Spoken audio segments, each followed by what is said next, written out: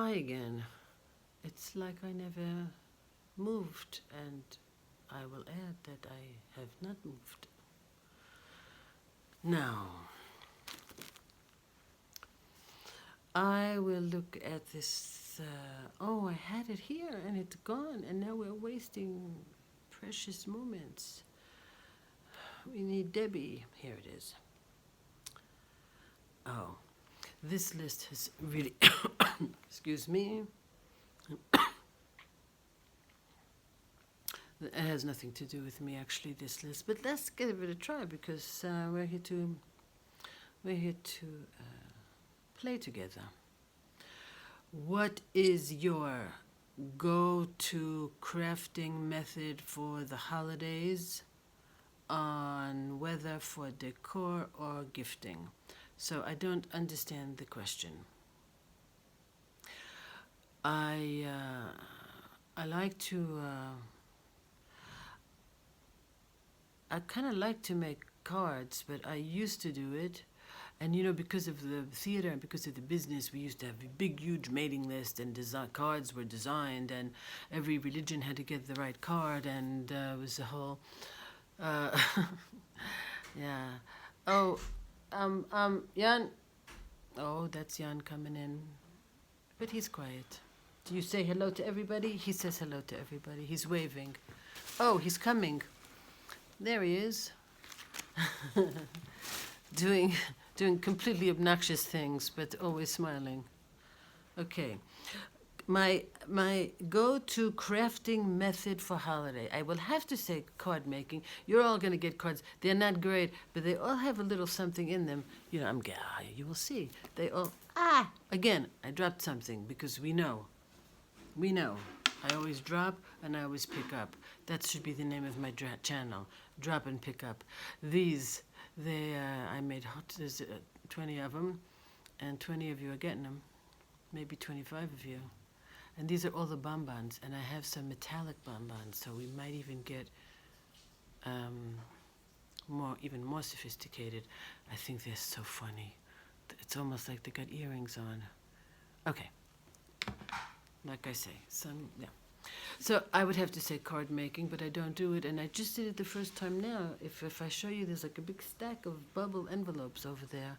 I don't want to turn you around. I don't know the question. I don't have a go-to. Handmaids, gift, store-bought, or mixed, please explain.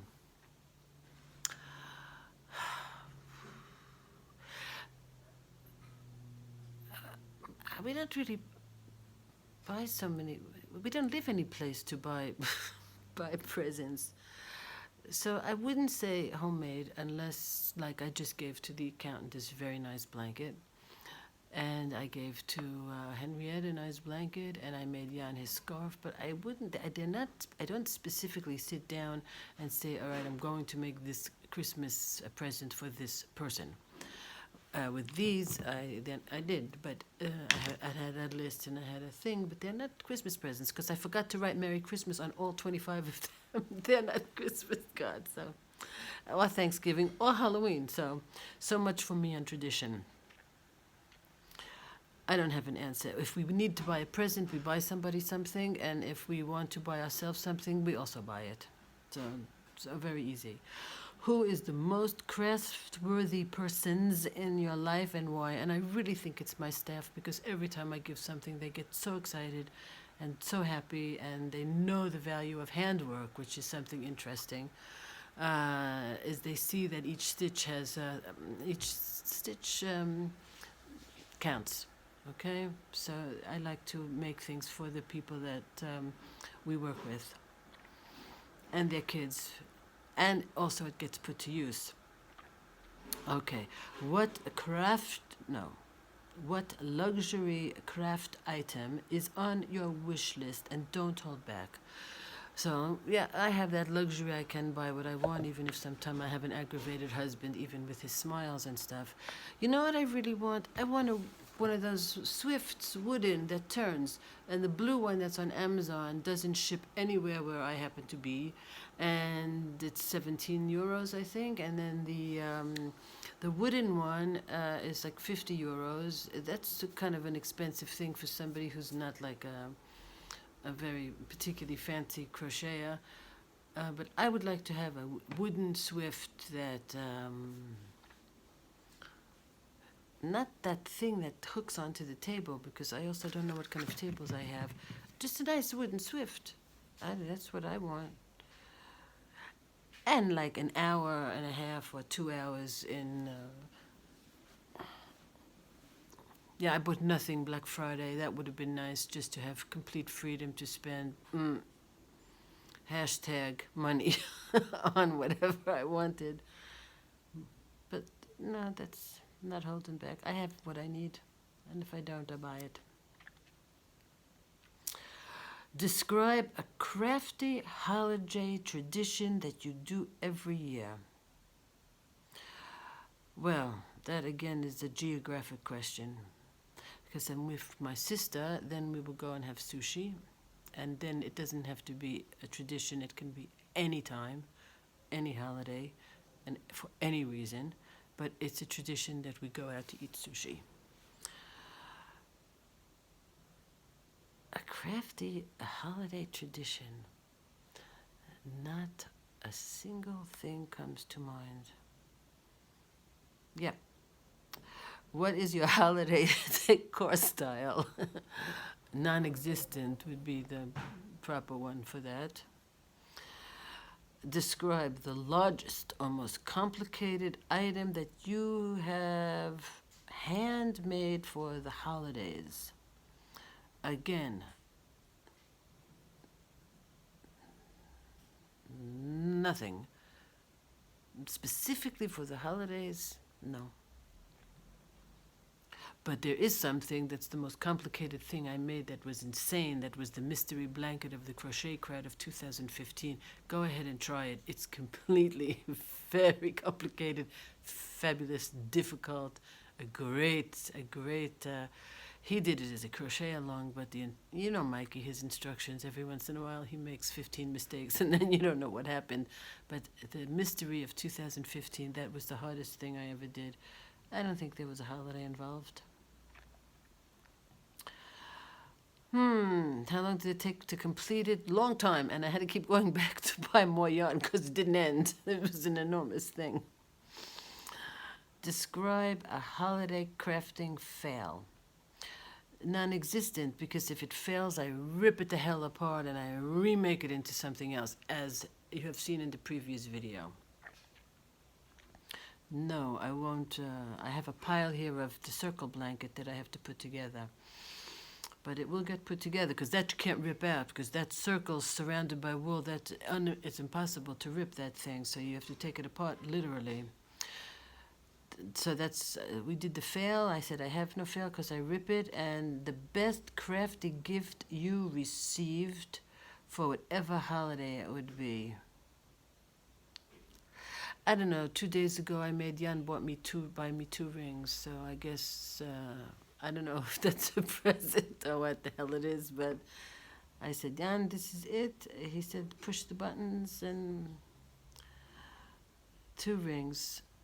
Thank you, Becca, for that tip, because it's nice jewelry, it's not cheap, it's not expensive, it's not real, it's not fake.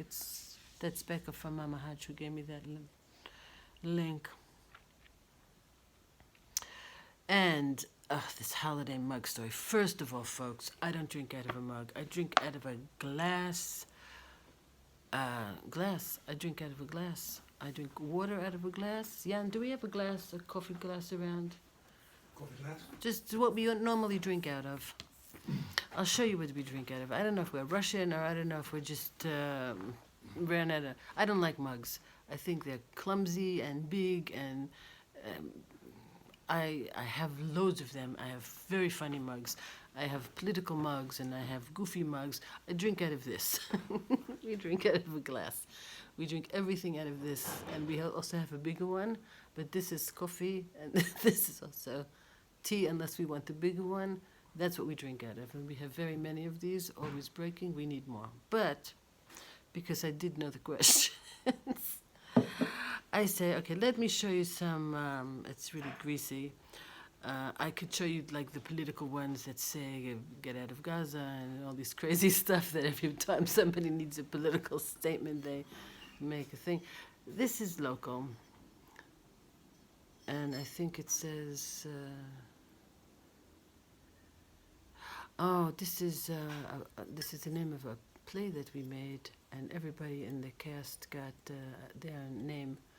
Can you see it backwards? It says my name, you can read that. So this is Palestinian pottery. We have loads of this stuff on the house, but that's a mug. It's not a holiday mug. It's a holiday because the opening, if you want to like stretch the meaning of the word. So you can pick which is your thing. Now we are going on 10 minutes. I wrote something. My sister was working in a principal's office in a high school in Chicago before she started working. And every once in a while they wanted to know like what was going on here in Palestine, Israel, what they wanted to hear another side of the news. And so every once in a while I would have to explain what this meant and what that meant and what was going on here and, you know, all the questions that they have about dangerous and things like that.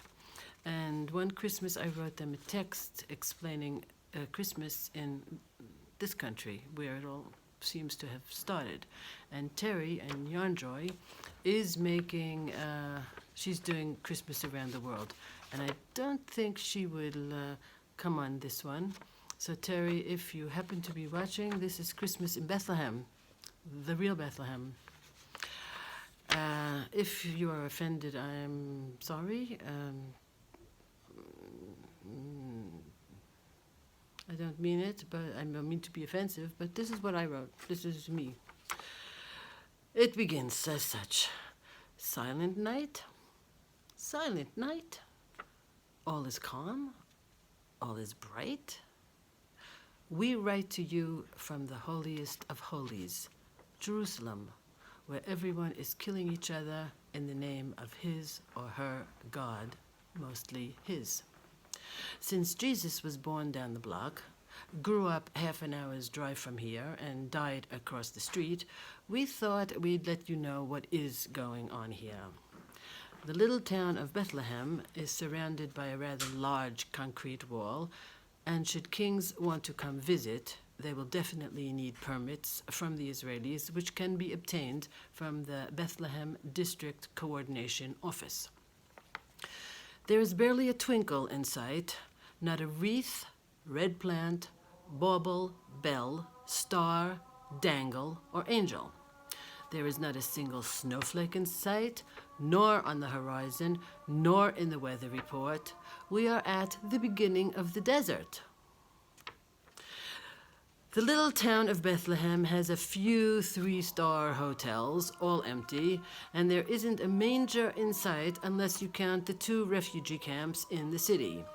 Babies sleep on cotton-stuffed mattresses, not straw, and certainly not in baskets, because baskets are for carrying food. There are goats and shepherds, but alas, they do not have lights coming out of their heads. There are no pine trees in these parts, thus no Christmas trees, unless you count the plastic ones. And there is no mistletoe, which is an evergreen parasitic plant that grows on broadleaf trees in winter. Because we have no real winter here, look at the topographical map of the region. December 25th is a working day. Christians take off, but they do this over several days since there are several types of Christians: Orthodox, Catholic, Armenian, and so on. This makes it possible to always be able to buy milk and other supplies on someone else's Christmas days. We admit that there are plenty of chocolate Santas, but that's only capitalism. All in all, it is the lettuce and radish season. We haven't seen jolly in years. keep in good company. It's a difficult world for some, an easy world for others, but we're all sharing it, and that's why we keep in good company.